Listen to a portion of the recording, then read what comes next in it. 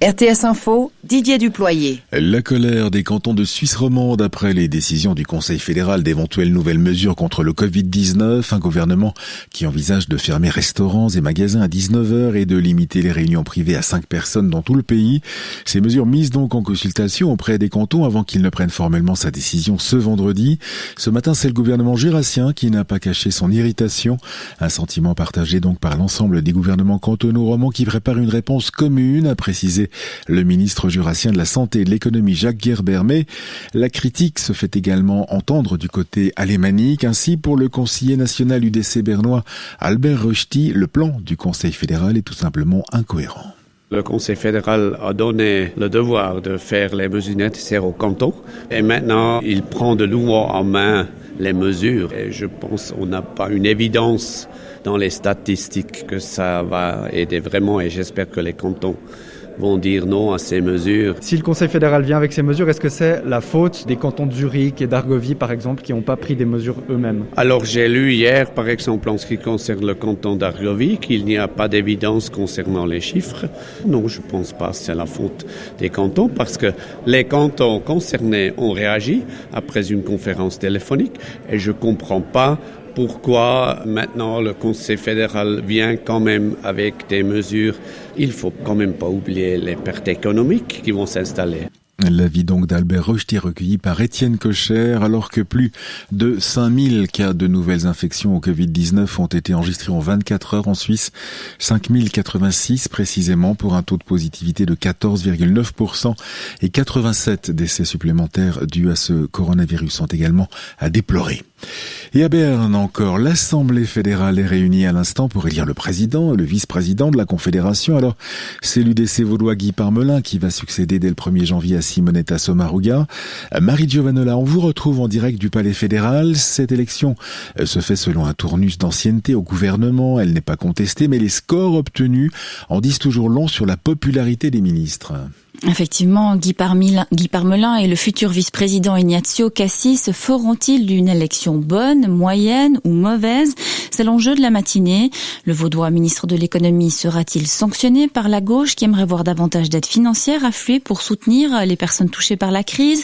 Le Tessinois en charge des affaires étrangères perdra-t-il les soutiens du côté de ceux qui estiment que sa gestion du dossier européen est chaotique? Quoi qu'il en soit, Guy Parmelin aura fort à faire en 2021. Il devra trouver le moyen de sortir de la crise due à la pandémie, de rassurer la population, de débloquer des aides pour éviter la multiplication des faillites et l'accroissement de la pauvreté, être garant aussi de la collégialité au sein du gouvernement et peut-être signer un accord-cadre très contesté avec Bruxelles, le tout sous l'œil attentif de son parti qui ne lui fera pas de cadeau. Marie Giovanola en direct du Palais fédéral, merci. Et avant donc de procéder à ces élections, le président du Conseil national, Andreas Ebi, devrait en ce moment, profitant de la réunion des deux chambres, rendre hommage aux victimes du coronavirus. Le nouveau directeur général d'UBS dans le viseur de la justice néerlandaise, un tribunal de La Haye a ordonné une enquête sur le rôle de Ralph Hamers lorsqu'il était patron de la banque néerlandaise ING. Pour ce tribunal, il était de fait responsable des infractions pénales commises par cet établissement qui a déjà dû s'acquitter en 2018 d'une amende de plus de 800 millions de francs pour blanchiment d'argent, ce qui avait mis un terme aux poursuites pénales, mais l'enquête est donc rouverte. Le président turc Recep Erdogan, dont le pays a été le principal soutien de l'Azerbaïdjan dans son conflit avec l'Arménie dans le Haut-Karabakh, le président turc se rend à Bakou aujourd'hui. Cette visite de 2 jours est la première d'un chef d'État étranger en Azerbaïdjan depuis le cessez-le-feu qui a mis fin début novembre à 6 semaines de combat et qui a consacré les importants gains territoriaux de l'armée azerbaïdjanaise. À Bakou, il entend donc célébrer une victoire qui est aussi la sienne. D'Istanbul, les précisions d'Anne Handlauer. La visite de Recep Tayyip Erdogan à Bakou a d'abord une dimension symbolique. Il s'agit de souligner le rôle déterminant de la Turquie dans la victoire militaire de l'Azerbaïdjan.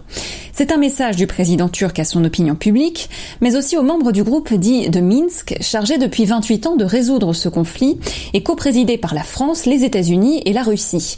À cette dernière, médiatrice du cessez-le-feu, Recep Tayyip Erdogan rappelle que son pays compte jouer un rôle de premier plan sur le terrain. Ankara et Moscou se sont entendus pour gérer ensemble un centre d'observation du cessez-le-feu. Le fonctionnement de ce centre et la mission des soldats turcs seront au cœur des discussions entre Tayyip Erdogan et son homologue azerbaïdjanais Ilham Aliyev. Les deux hommes discuteront aussi du futur corridor entre la Turquie et l'Azerbaïdjan via l'enclave azerbaïdjanaise du Nakhitchevan. Ce corridor passera par le territoire arménien et Erevan s'est engagé à permettre sa création. Anne Andlouer pour RTS Info, Istanbul. Et la baisse des émissions de gaz à effet de serre due à l'actuelle pandémie aura un effet insignifiant, avertissent les Nations Unies. Aujourd'hui, le monde file toujours vers un réchauffement de 3 degrés, loin donc des objectifs de l'accord de Paris qui va célébrer ses 5 ans demain. Cet accord qui veut limiter à 1,5 degré, voire 2 degrés au plus, cette augmentation des températures par rapport à l'ère pré-industrielle. La météo avec un ciel gris cet après-midi et de faibles chutes de neige dans les Préalpes et les Alpes, limite de la neige vers 500 mètres. De brèves éclaircies tout de même sur le plateau, voire en vallée centrale. Demain, il y aura du stratus sur le plateau, voire dans le Chablais et en Valais, au-dessus et ailleurs du soleil. Et dès vendredi, des nuages et des pluies avec une limite de la neige qui va remonter vers 1200 mètres. Elle restera toutefois proche de la plaine en vallée centrale. La météo avec Swiss Peak Resorts.